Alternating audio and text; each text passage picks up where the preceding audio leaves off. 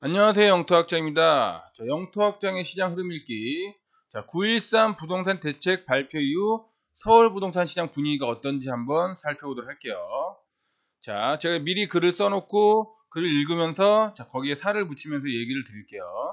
안녕하세요. 영토학장입니다. 지난주에 영토학장 TV에 올린 9.13 부동산 대책 분석은 잘들 보셨나요? 9.13 부동산 대책 분석에서 집값이 바로 떨어지진 않고, 서울 집값이 바로 떨어지진 않고 당분간 거래 절벽 현상이 생길 것이라고 말씀드렸고, 또 강남은 대출 규제하고 상관없이 그들만의 리그가 될 거라고 말씀을 드렸습니다. 그죠? 그리고 이제 전세자금 대출 규제. 이게 제일 핵심이라고 말씀드렸죠. 이 전세자금 대출 규제로 인해서 전세 세입자가 월세냐 아니면 더 싼 전세로의 이동이냐 다른 지역으로 이동을 하느냐 이 선택의 기로에 서게 될 거라고 제가 말씀드렸어요. 왜냐 전세자금 대출이 안 나오니까 어쩔 수 없이 이런 선택의 기로에 설 수밖에 없게 되는 겁니다.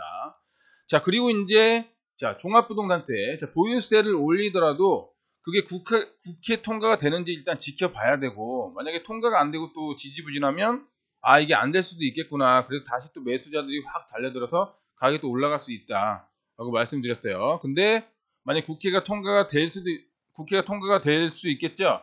될 수도 있겠죠? 그죠? 그래서 국회 통과를 지켜봐야 된다 당분간. 그리고 만약에 국회 통과가 되더라도 보유세가 굉장히 많구나 라고 피부에 와닿는 건 언제부터다?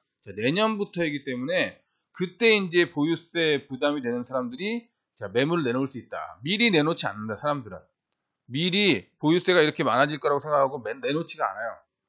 바로 이게 피부에 와닿고 내가 진짜 내고 있을 때 이게 부담되네 이래서 내놓게 됩니다. 그래서 그게 국회가 통과되고 내년에 그게 부담이 되면 그 부담되는 사람들이 매물 내놓을 수 있다 라고 말씀을 드린 겁니다. 그러면 9.13 부동산 대책 발표 이후에 서울시장 분위기가 지금 어떻게 흘러가는지 기사를 통해서 한번 살펴보면 갭 투자 많은 지역 호가 거품 빠졌지만 강남 지역은 관망이라는 기사가 떴어요. 한번 읽어볼게요. 9.13 부동산 대책 발표 후 첫 주말 일단 시장은 조용했다. 매수자 매도자도 숨을 죽였다. 거래 절벽 상황인 거죠. 강남구 대치동 A 공인중개 관계자는 매수자도 매도자도 문의가 뚝 끊겼다. 파리 대책 발표 직후 4월 양도소득세 중과 이후보다 더 심한 거래 절벽이 올 듯하다고 말했다. 4월 양도세 중과가 시행되기 전, 그죠?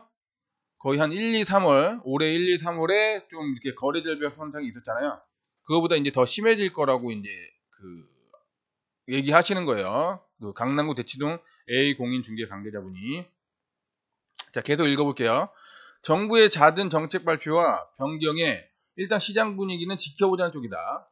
대폭 오를 것으로 보이는 종합부동산세는 국회를 통과해야 되고, 제가 말씀드린 거 바로 기사에 나오죠. 대폭 오를 것으로 보이는 종합부동산세는 국회를 통과해야 되고, 통과한다고 해도 부과 시점이 내년이라 아직까지 피부에 와닿지 않는다. 이분이 이 기사를 쓰신 분이 제 동영상을 본지는 모르겠지만, 제가 동영상에서 지난 시간에 영토학장 TV에서 그들이 얘기한 것들이 그대로 지금 기사에 나오고 있죠. 이렇게 나오고 있습니다. 그래서 내년이 중요하다. 내년이 종부세는 올해 국회 통과가 되고 내년에 실제로 부담이 될 때, 부과가 될 때 그때 부담되냐 아니면 부담되지 않느냐가 중요하다라고 말씀드리고 싶습니다. 그럼 계속 읽어볼게요. 다만 기존에 허용됐던 유주택자에 대한 전세자금 대출이 막힌 것에는 벌써부터 시장이 민감하게 반응한다. 제가 제일 핵심이라고 제가 말씀드렸죠. 이 전세자금 대출 규제가 벌써 나오죠. 전세를 끼고 집을 매수한 소위 갭 투자 중 본인도 현재 대출을 얻어 전세를 살고 있는 경우, 그러니까 본인이 현재 대출을 얻어서 전세를 살고 있는 경우가 있어요. 근데 이제 집값이 막 올라가니까 본인도 거기 갭 투자를 해서 시세 차익을 막 보고 싶은 분들이 분명히 계셨을 거예요. 그죠? 그분들이 이제 어떻게 한다? 이제 대출이 막히면 곤란한 상황에 처할 수가 있다. 전세자금 대출이 막히면 곤란한 상황에 처할 수가 있어요. 본인이 전세로 살고 있는 집에 대한 전세금 대출이 안 되면 본인이 소유한 집으로 들어가야 되는데 기존 세입자에게 전세 보증금을 돌려줘야 하는 부담이 생긴다. 그죠? 본인 집으로 들어가야 되는데 거기 본인 집에는 그 전세를 살고 있을 거 아니에요. 그죠? 그분 전세 보증금 빼줘야 되는데 그거 못 빼주는 분들이 있을 거 아니에요. 그런 부담이 생긴다는 말이에요. 아시겠죠? 자, 경우에 따라서는 기존 주택을 처분하지 않으면 안 될 사항으로 내몰 수 있다. 저기 나오죠? 경우에 따라서는 기존 주택을 처분하지 않으면 안 될 상황으로 내몰 수 있다. 왜냐? 전세 보증금을 못 빼주면 자, 그냥 집을 팔 수밖에 없는 상황으로 내몰 수 있겠죠. 그래서 급매물을 내놓을 수도 있다라고 얘기를 하는 겁니다. 또 무리하게 대출을 일으켜 갭투자를 한 경우 종부세 대폭 증가에 대한 부담감이 크다. 자, 무리하게 대출을 일으켜 갭투자를 한 경우 제가 말씀드렸죠. 내년에 만약 국회가 통과돼서 종부세가 크게 부과되면 종부세 폭탄 그죠? 내야 되고, 그죠? 그 다음에 이제 지금 대출 이자가 지금 올라가는 상황이잖아. 제가 말씀드렸죠? 그럼 대출 이자 올라가면 이제 이중고가 되는 겁니다. 대출 이자 부담에 종부세 폭탄 부담에. 그러니까 이런 사람들이 부담감이 커지게 된다. 제가 지난주에 영토학장 TV에서 말씀드린 게 그대로 기사에 나오고 있습니다. 이 때문에 매매가 대비 전세 가격 비율이 높은 일부 지역에선 호가가 5천만 1억 원까지 떨어지는 사례가 나오기 시작했다. 이런 사항을 미리 분석한 분들은 지금 집을 좀 미리 정리해야겠구나. 그때 가면 오히려 같이 매물이 쏟아지면 그죠? 내 매물이 팔리지가 않겠구나 라고 생각하는 분들은 미리 이렇게 가격을 떨어뜨리고 나오는 사례도 나오고 미리 가격을 떨어뜨려서 매물을 내놓는 사례도 나오기 시작했어요. 지금. 그래서 이제 보면은 동작구 이수역 인근 사당 우성 2차 전용 46제곱미터는 6억 원에 최근 팔린 후 규제 직전 호가가 7억 원대로 치솟았지만 최근에 이제 7월에 8월에 굉장히 많이 올랐다 그랬죠. 그래서 최근 직전 호가가 7억 원대로 치솟았어요. 거의 1억 이상 올랐죠. 규제 후 첫 주말인 15일 6억 1천만원짜리 매물이 나왔다. 다시 이제 호가가 떨어진 거예요. 그죠? 그리고 1월 11억 3천만원에 실거래된 후 매매가 끊겼던 마포구 공덕 브라운스톤 전용 114제곱미터는 최근 호가가 10억 5천만원까지 올라갔으나 대책 발표 직후 14억 9천만원까지 내려왔어요. 미리 이제 내년에 부담돼서 매물을 내놓게 될 수밖에 없다. 그러면 경쟁자가 많아진다 생각하시는 분들은 미리 팔려고 이렇게 내놓는 분들이 이제 나오시는 거예요. 아시겠죠? 반면 전세가율이 낮고 실거주가 많은 강남 상구는 중개업자들이 호가 변동이 거의 없다고 입을 모은다. 되레 저가율은 매입하겠다는 잠재 수요도 확인됐다. 강남은 뭐다? 그들만의 리그다. 대출 규제하고 크게 상관이 없다. 현금 부자들 많고 고소득자들이 많아가지고 그죠? 그리고 매물이 저가로 나오면 그죠? 오히려 살려는 사람이 많아가지고 더 많아지겠죠? 그래서 가격이 다시 이거 이상하다 그래서 집주인들이 다시 매물 걷어들이고 이런 상황이 아마 펼쳐질 건데 실제로 기사를 읽어보면 서초구 반포동 인근 시공인중개 관계자는 지방거주자인 반포의 한 소유주가 시세보다 1억 원 가까이 싼 가격에 매물을 내놓자 두세 시간 만에 매수문의 전화가 10통 넘게 몰렸다. 그죠? 강남은 누구나 들어가고 싶어하는 지역이기 때문에 이렇게 가격을 싸게 내놓으면은 그죠? 급매물 내놓으면 이렇게 진짜 매도 대기들이 왕창 몰린다. 그래서 가격이 크게 조정될 수가 없어요. 강남은. 아시겠죠? 아무튼 이렇게 몰려요. 몰리니까 어때요? 집주인이 부랴부랴 매물을 걷어들였다라고 전했다. 이 관계자는 강남 서초 등 핵심지는 여전히 수요 부시가 남아있다고 없었다. 이건 당연한 거예요. 그죠? 강남 서초는 누구나 들어가고 싶은 지역이기 때문에. 일부 지역에서는 신규 매물이 나오긴 했지만 호가를 규제전보다 대폭 올려놨다. 오히려 호가를 올려놓은 지역도 있어요. 천차만별이죠.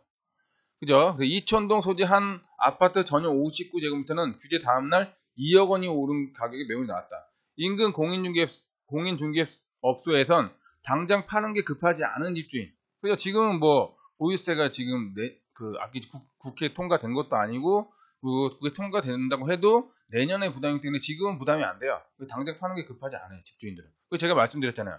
그래서 이분들이 바로 호가를 내려서 팔려고는 하지 않을 거다라고 말씀드렸잖아요. 지난 영토학장 TV에서 말씀드렸죠. 아무튼 당장 파는 게 급하지 않은 집주인은 굳이 호가를 낮출 필요는 없다고 보고 있다며 개발 호지가 있는 지역, 그죠? 심리가 이제 좀 살아있는 지역들이죠. 개발되어 있는 지역은 오히려 희소성이 높아질 것이라며 장기전에 들어갔다고 말했다. 자, 영등포 새 아파트인 아크로 타워 스퀘어는 전용 80제곱미터 매물이 규제 전 급매로 12억 5천만에 나왔는데 규제 후 등록된 물건 호가는 꾸준히 14억 원을 유지하고 있다. 결국 뭐다? 지금 개발 호재가 없고 또 강남 쪽이 아닌 그런 지역들은 이제 그 갭투자자들이 매물 내놓고 있고, 그래도 규제가 있는 지역들은 좀 심리가 살아있기 때문에 집주인들이 호가를 내지 않고 있고, 강남은 아예 그죠? 매물이 안 나오고 금매 나오면 서로 살려고 달려들고 있고, 이렇게 정리를 할 수가 있겠죠. 이 기사를 통해서. 아시겠죠? 이게 지금 그 규제에 대한 그 부동산 시장의 반응이라고 여러분들이 알고 계시면 될 것 같습니다. 아시겠죠? 자, 그 다음에 이제 두 번째 기사를 보면, 자, 9.13 대책 후 첫 주말, 부동산 시장은 갭투자 발길 끊겨 매물 쌓인 건 2달 만에 처음. 자, 이 매물이 어디 쌓였을까요? 방금 전에 말씀드린 대로 호재가 없는 지역이나 강남 쪽이 아닌 지역은 자, 갭투자 매물이 나왔겠죠. 아마 그런 지역일 거예요. 한번 내용을 보면, 자, 전에도 매물은 별로 없었지만 정부의 대책 발표 이후 더 길어진 것 같습니다. 집주인들이야 임대사업자 같은 것은 미리 다 준비해서 그런 문의도 이제는 없습니다. 어디요? 서울 서초구 반포동. 누구나 들어가고 싶어하는 지역. 아까 말씀드렸죠. 이런 데는 자, 매물이 자, 나오지 않는다. 그죠? 나오지 않습니다. 자, 그리고 이제 자, 어디가 나오냐? 아까 말씀드렸듯이 개발 호재도 없고 강남권도 아닌 그런 지역 보면 최고점에서 1,000만원, 2천만원 정도 내린 가격에 물건이 하나둘씩 나오고 있긴 해요. 지난달까지만 해도 갭투자자들이 엄청 몰려들어서 바로 소진됐지만 지금은 아무도 달려들지 않습니다. 매물이 쌓인 것은 2달 만에 처음입니다. 어디요? 서울 관악구 공천동. 네, 서울 관악구 공천동 나오죠. 자, 그래서 개발 호재가 있는 그 개발 호재가 없는 지역 또는 강남권이 아닌 지역, 이런 지역만 지금 갭투자들이 산 매물들이 좀 싼 매물들이 나오고 있습니다. 그죠? 자, 정부의 9.13 대책 이후 첫 주말 부동산 시장은 관망세가 더 짙어지는 분위기다. 일부 지역에서는 보유세 부담으로 소득이 낮은 집주인들 나오시죠? 그럼 강남권은 당연히 소득이 높은 집주인들이니까 안 나오겠죠? 보유세 부담은 별로 없어가지고. 그죠? 그죠? 매물 내놓고 있지만 호가는 강세를 띠고 있다. 그 호가는 내리지 않는 거야. 당장은 내가 부담이 안 되니까. 그죠? 보유세야 국회 통과가 되고 내년에 실제로 내가 피부에 안 닿는 거고. 그럼 지금 대출이자도 지금 많이 오른 것도 아니고. 그러니까 당연히 호가는 내리지 않는 거예요. 호가는 강세를 띠고 있는 거죠. 지난 시간에 영토학장 TV에서 다 얘기 드린 겁니다. 다. 자, 근데 매수 문의는 뚝 끊긴 상태다. 그러니까 매도자들만 지금 이러고 있고 매수 문의는 이제 뚝 끊긴 거예요. 아시겠죠? 자, 근데 제가 분명히 말씀드렸듯이 자, 전세자금 대출 규제가 안 나오면 그저 월세로 갈 것이냐 아니면 더 싼 전세가 있는 지역으로 이동할 것이냐 이 선택의 기로에 선다 그랬죠. 근데 이게 나옵니다. 기사에 바로. 이런 가운데 전월세 시장에서는 월세가 늘어나는 불안한 양상이 나타나고 있다. 자, 월세를 선택하는 사람들이 월세를 그죠? 월세를 선택해요. 16일 서울경제신문이 서울 주요 지역의 부동산을 취재한 결과 강남 3구의 경우 호가는 떨어지지 않았지만 매수 문의는 끊겼다. 자, 송파구 잠실동의 한 공인중개사는 큰 움직임은 없다면 어제 잠실주공 5단지에서 매물이 하나 나오긴 했는데 가격을 내리지는 않았다고 말했다. 강남구 대치동의 또 다른 공인중개사 역시 대책 발표 이후 매도자는 물론 매수자의 방문 상담이나 전화 문의도 없다고 말했다.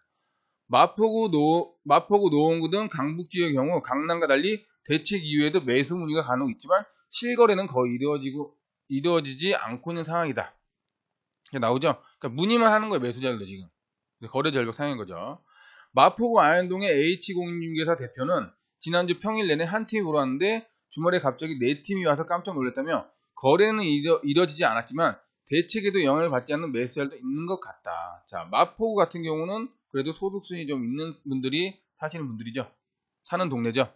그죠? 그렇기 때문에 자, 소득순이 있는 사람들은 대책 영향을 안 받겠죠. 이런 매수자들이 어느 정도 있다고 지금 얘기를 하는 겁니다. 이 공인중개사 대표가. 자, 용산구에도 중개업소를 운영하는 김모 사장도 실제 거래로 이루어지지는 않겠지만 일단 호가는 당분간 떨어지지 않을 것 같다. 그 분위기를 전했다. 자, 얘기 나오죠. 자, 근데 어디서 매물이 나와요? 서울 외곽에서는 갭투자 매물이 나오고 있다. 관악구 봉천동 모 중개업소에 따르면 관악 푸르지오 전용 59제곱미터가 최고가보다 내린 가격에 7에서 8개의 매물이 나왔다. 이 일대의 한 중기업에 따르면 매물이 쌓인 것은 2달 만에 처음이다. 매물이 나왔지만 매수세는 없다라고 얘기한 거예요. 그죠? 자, 근데 이제 요게 핵심이라고 말씀드렸죠. 자, 전월세 시장은 불안정성이 높아지고 있다. 집주인의 경우 보유세 등이 높아질 것을 대비해 전세를 월세 돌리는 수요가 생긴다. 제가 이제 예전에 블로그에서 글로 한번 써드렸는데, 자, 보유세가 올라가고 자, 집값이 시세 차익이 앞으로 크게 발생되지 않을 것 같으면 집주인들은 어떻게 한다? 보유하면서 수익을 낼 수 있는 방향을 찾는다. 이제 그죠? 그래서 그분들은 뭘 한다? 이제 전세를 내는 게 아니라 자, 반전세나 월세를 내놓을 거다라고 예전에 한번 블로그에 글로 썼었어요. 블로그에 한번 찾아보세요. 이제 그런 상황으로 지금 가고 있는 거죠.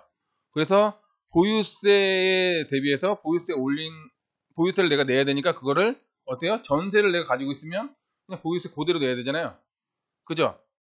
그죠? 그래서 보유세를 누구한테 부담시켜야 돼요?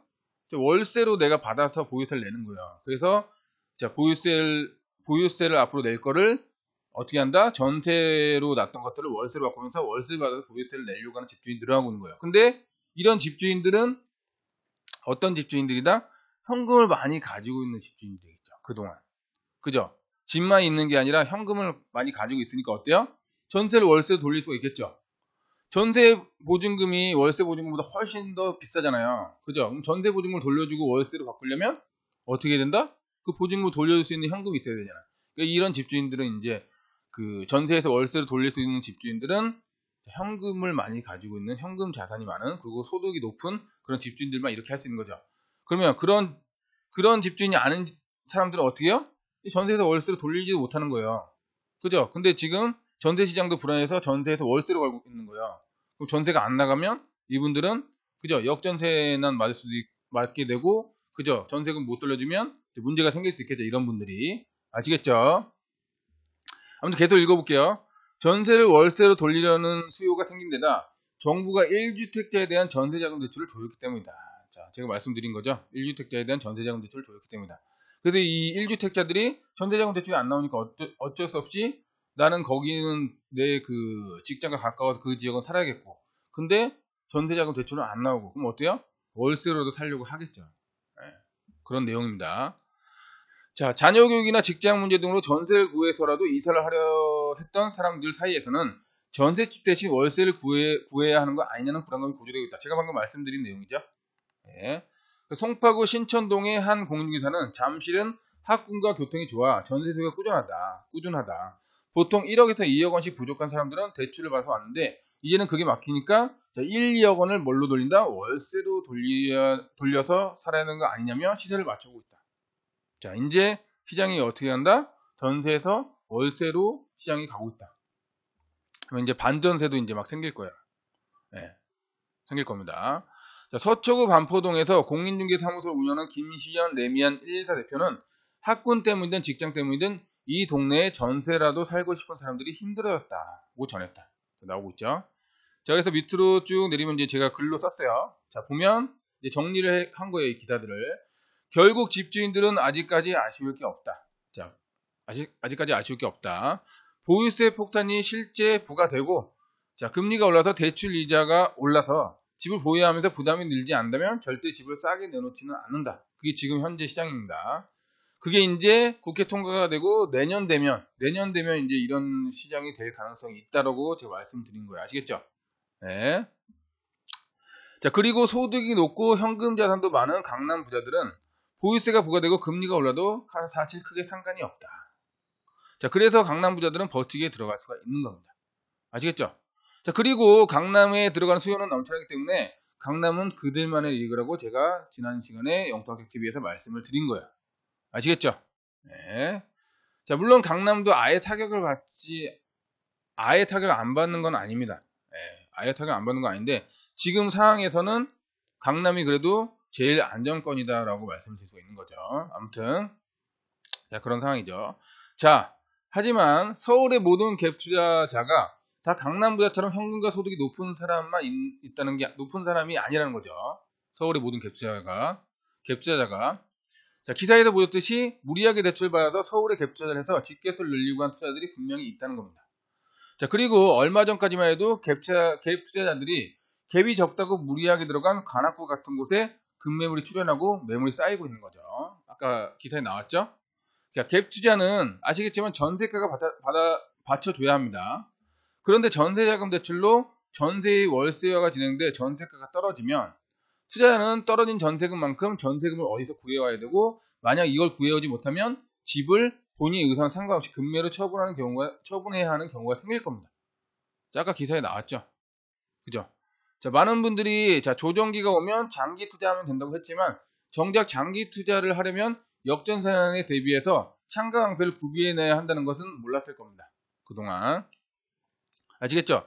장기 투자한다고 하시는 분 많이 계신데 전세가가 계속 오르니까 결국 장기 투자하면 된다라고 하시는 분 계세요. 그죠? 근데 그러면서 집을 여러 채 이제 막 사게 되면 만약에 전세가 안 오르는 경우는 어떻게 하실 거예요? 전세가 떨어지는 경우. 그래서 역전세 나는 경우는 어떻게 하실 거예요?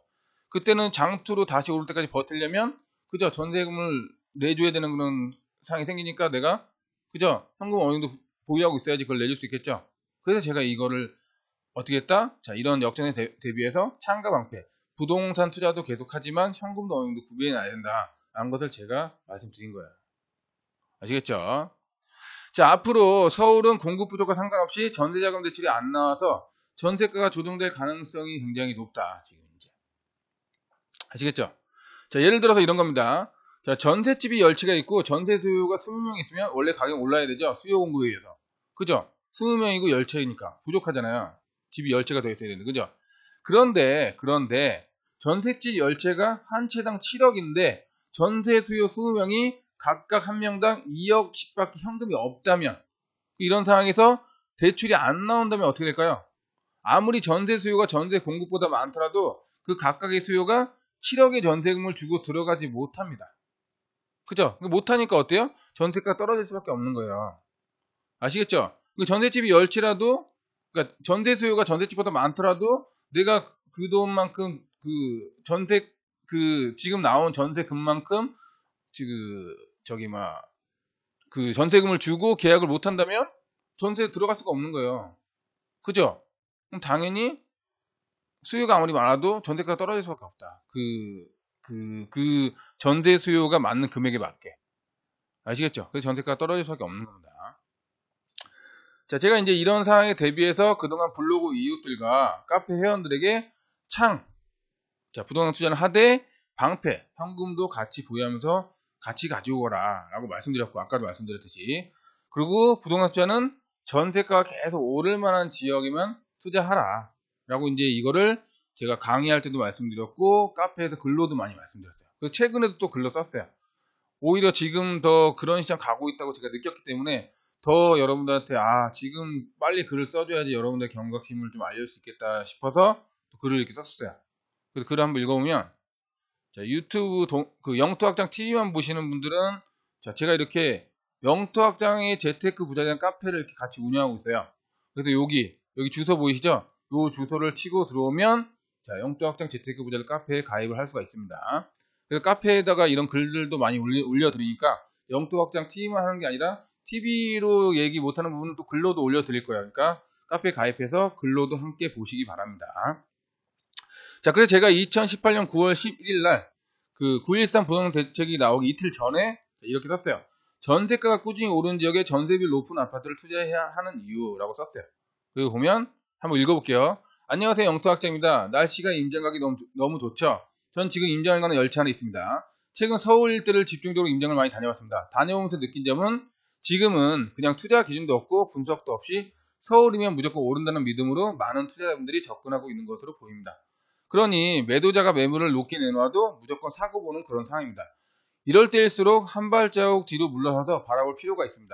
많은 사람들이 올라가는 집값은 잘 쳐다보는데 본인 자신은 못 보는 경우가 많습니다. 본인의 자금 여력이 얼마나 되는지, 대출 이자가 혹 오를 시 감당이 가능한지, 또는 역전세에 났을 때 대책은 있는지, 혹 분위기가 반전되어 장기 보유로 가게 될 때 버틸 수 있는지 등등, 이런 것들을 먼저 들여다보고 움직여도 늦지 않습니다. 사람들 심리는 언제든 변하고 그에 따라 상황도 항상 바뀌니 투자할 곳은 언제든 넘쳐납니다. 제가 14년 동안 함께해온 부동산 시장은 남들이 관심을 안 가진 곳이 항상 시간이 흐르면 돈이 됐습니다. 2006년에서 2008년 서울 수도권만 많은 사람들이 쳐다볼 때 조용히 지방에 투자했던 사람들이 시간이 지나 돈을 벌었습니다. 제가 2009년에서 2010년에 지방에 투자한다 할 때 우리 어머니조차도 제게 투자하려면 서울 조건에 해야지 무슨 지방이 오르겠냐면 뭐라고 하셨었죠. 그때 제가 들어가고 있던 지역이 춘천, 원주, 강릉 등 강원도, 또 충주, 청주 등 충북, 대전, 부산, 대구, 구미, 경산, 포항 등 경북 뭐 이런 지역들이었습니다. 그죠? 그리고 뭐 천안 이런 지역들뿐만 아니라 더 많은 지역들이 임장을 다니고 그죠? 돌아다녔어요. 투자도 하고. 자, 그런데 시간이 지나 서울 수도권은 지고 지방이 뜨면서 제가 이렇게 미리 선점하면서 많은 시대 차익을 볼 수가 있었어요.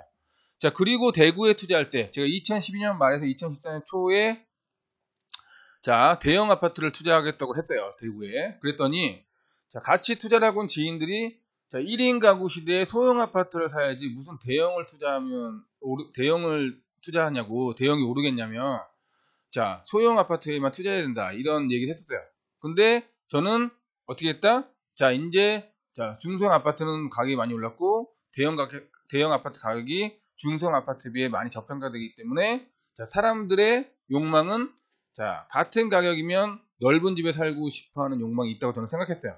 그래서 중소형 아파트랑 대형 아파트랑 가격 차이가 별로 얼마 안 났었거든요. 그래서 저는 대형이 더 오를 거라 생각해서 대형을 투자를 하게 된 거죠. 근데 그때 이후에 대형이 엄청 크게 올랐습니다. 대구에서. 자, 그리고 2013년 초에 파주 경매 물건을 입찰해 갔을 때 계속 폭락만 하던 파주가 정말 오르겠냐며 의아해했지만 그때 부동산 사장님들, 즉 임장을 다니면서 그때 그쪽에서 부동산을 하고 계신 사장님들조차도 자, 이게 집값이 오르겠냐며 의아해했었어요. 근데 저는 입찰에 낙찰을 받았고 제가 낙찰받은 금액이 최바닥이었습니다. 거의 그 이전 최고가의 절반 가격을 받았어요. 50% 떨어진 가격으로 제가 낙찰을 받았습니다. 그 이후 어떻게 한다? 이전 최고가를 돌파해서 1억 원 넘게 가격이 올랐어요. 아시겠죠? 자, 지금 이런 상황을 돌이켜보면 남들이 안 된다고 하는 곳에 투자를 해서 다 수익을 받습니다. 제가. 그럼 저는 이런 것들이 기다리다 보면 사람들이 몰려오고 그로 인해 집값이 오를 줄 알고 이걸 예측해서 제가 했을까요? 자, 아닙니다. 그때 당시 제 투자기 그때는 또 제가 완전 초보였잖아요. 지금은 그래도 시간이 많이 흘렀고 투자를 많이 한 기간이 오래됐기 때문에 이제 어느 정도 이제 좀 그죠? 패턴이 반복되는 게 어느 정도 보이고 그것 때문에 이제 좀 글도 많이 쓸 수 있고 예측이나 전망도 어느 정도 좀 글을 쓸 수 있지만 그때는 저도 완전 초보였어요. 초보니까 어떻게 해요? 그냥 예를 들면 초보면 거의 개발호재만 쫓아다니잖아요. 근데 그때 저희 투자 기준은 뭐였냐면 초보였는데 뭐였냐면 그래도 중개업을 몇 년 해보고 그 중개업 하면서 그 투자를 몇 번 해보면서 제가 이제 느꼈던 거를 투자 기준 잡았습니다. 그때 당시. 자, 어떻게 잡았냐면 전세가가 계속 오르는 지역에 전세 비율 높은 곳에 투자하자. 물론 시세 차익이 날 수 있는 오를 만한 가능성이 있는 지역으로 이건 이제 개발 호재가 있는 지역이라는 얘기입니다. 공급이 부족하고 이런 지역으로 투자하자라는 그 기준을 제가 정했어요. 자, 이 기준이 왜 중요하냐면 잘 보세요. 자, 이 방식으로 투자하면 어떻게 되는지 자, 예를 들어 보겠습니다. 자, 어떤 사람이 7억이 있다고 하고 서울의 매매가가 14억에 전세가 7억짜리 아파트가 있습니다. 이 사람이 이 아파트가 오를 거 생각하고 7억을 투자해 한 채를 샀어요. 전세 끼고. 2년을 기다리니까 이 아파트가 17억이 되었어요. 자, 그러면 전세는 7억 그대로죠? 그죠? 그래서 가격이 그럼 3억이 오른 거죠. 자, 그런데 10억, 이렇게 17억이 된 상황에서 10억을 투자해야 하는 다른 좋은 아파트가 생긴 거예요. 더 오를 것 같아서. 더 오를 것 같은 다른 좋은 아파트 생긴 거예요. 그럼 이 사람은 이 아파트를 팔아야 되겠죠? 그죠? 이게 전 재산이니까. 결국 이걸 팔고 10억 투자하는 아파트 한 채가 생긴 겁니다. 이걸 팔고 만약에 10억 아파트를 사면 10억 투자하는 아파트 한 채가 생기는 거죠. 자, 부동산 자산 개수로만 따지면 한 채 팔아서 다시 한 채 산 거니까 한 채밖에 없게 되는 거죠. 자, 그런데 만약 이 사람이 7억을 매매가 2억에 전세가 1억 8천짜리 아파트를 35채를 산다고 한번 해보겠습니다. 샀다고 해볼게요. 그런데 이 지역은 매매가보다 전세가가 더 많이 오를 수 있는 지역입니다. 그 2년 후가 되니까 이 지역이 전세는 2억 천에 매매는 2억 2천이 된 거야. 그 매매는 2천 오르고 전세는 3천이 오른 거죠. 자, 한 채당 매매가가 2천이 오른 거니 35채를 곱하면 얼마가 올랐다? 총 7억이 오른 거죠. 자, 이렇게만 따져도 자, 이때 그죠? 14억에 전세 7억짜리 아파트 사서 자, 17억에서 3억 오른 것보다 더 많이 오른 거예요. 한 채당 매매가가 2천이 올랐으니까 35채를 곱하면 총 7억이 오른 거잖아요. 그죠? 자, 이렇게만 따져도 방금 전에 말씀드린 대로 그 전자의 투자보다 4억이 더 오르게 된 겁니다. 자, 여기서 이 사람이 10억의 좋은 투자를 발견했다고 똑같이 가정해 보면, 이 사람이 똑같은 상황에서 10억의 좋은 투자처를 발견했다고 가정해 보면 이 사람은 집을 안 팔아도 되겠죠? 전세가 3천이 올랐으니까 35채의 전세금 올리면 10억 5천이 들어옵니다. 그죠? 그럼 처음 투자할 때 현금이 7억 있었는데 2년 후 10억 5천으로 전세금을 통해서 회수를 하게 된 거예요. 그래서 10억 5천으로 불어난 거죠. 현금 회수를 했기 때문에, 전세금을 통해서 현금을 회수했기 때문에 원래 현금이 7억이었는데 오히려 10억 5천으로 현금이 불어난 거예요. 아시겠죠? 자, 그러면 전세금만 올려서 10억 투자처에 투자하면 되겠죠? 그죠? 자, 이 사람은 집 보유개수는 지키고, 그죠? 현금은 원래 가지고 있던 돈보다 더 많이 들어오고, 오히려 부동산은 한 채 더 추가해서 36채가 됐어요. 자, 전자는 한 채밖에 없지만 후자는 36채가 생긴 겁니다. 오히려.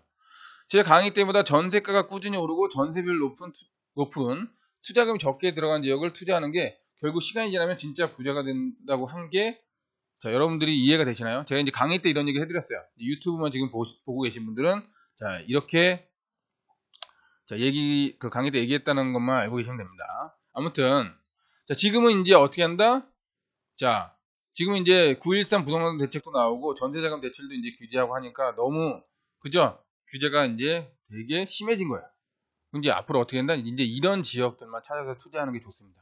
지금은. 사람들이 올라가는 집값을 보며 조급해하는 것을 보니까, 그때 당시 이제 그랬죠. 그때 당시에. 그때 갑자기 2개월 만에 막 1억에서 3억씩 올라가는 거 보고, 막 내가 지금 못 사면 못 살 것 같다 그래서 막 그 추격 매수하고 하는 그런 것을 보고, 조급해하는 것을 보고, 안타까운 마음에 제가 글을 그때 적었습니다. 9월 11일 날. 아무튼, 자, 이런 글을 적었어요. 자, 아시겠죠? 자, 방금 다시 한번 말씀드리면, 영토학장의 재테크 부자들 카페에 들어가면 더 많은 글들을 보실 수가 있으니까, 자, 이 카페 주소 보이시죠? 이 카페 주소로 가입하시면 됩니다. 자, 아무튼, 자, 이제, 자, 어떻게 한다? 제가 지금 말씀드린 이런 방식으로 투자하는 게 지금은 리스크도 적고 안전하게 투자할 수 있다 라고 말씀을 드리고 싶어요. 아시겠죠? 자, 그래서 제가 지금 방금 말씀드린 이 글에서 적은 내용이 얼마나 중요한 내용인지 나중에 시간이 지나면 아시게 될 겁니다, 여러분들. 아시겠죠? 네. 자, 오늘은, 영토학장 TV. 자, 여기는 이제, 잠시만요. 자, 여기는 이제 제 블로그예요. 부동산 영토학장이라고 치면 제 블로그가 나옵니다. 그래서 그 유튜브로 보신 분들은 이런 제 블로그가 있으니까 이 블로그도 자, 검색해서 쳐서 들어오시면 될 것 같아요. 아무튼, 자, 보면, 결국은 뭐다? 정리를 했죠. 자, 이런 지역에, 자, 방금 말씀드렸듯이, 자, 전세가 꾸준히 오른 지역에 전세비 높은 아파트에 투자를 해야 앞으로 리스크가 작고, 안전하다. 라고 말씀을 드리고 싶습니다. 자, 오늘은 영토학장 TV에서 영토학장의 시장 흐름 읽기 9.13 부동산 대책 발표 이후 서울 부동산 시장 분위기가 지금 어떻게 흘러가는지 한번 차근차근 살펴봤습니다. 자, 또 이제 영토학장 TV를 계속 앞으로 운영할 건데요. 자, 다음 시간에 또 다른 주제를 가지고 영토학장 TV에서 여러분한테 많은 정보 공유하도록 하겠습니다. 자, 지금까지 영토학장 TV였습니다.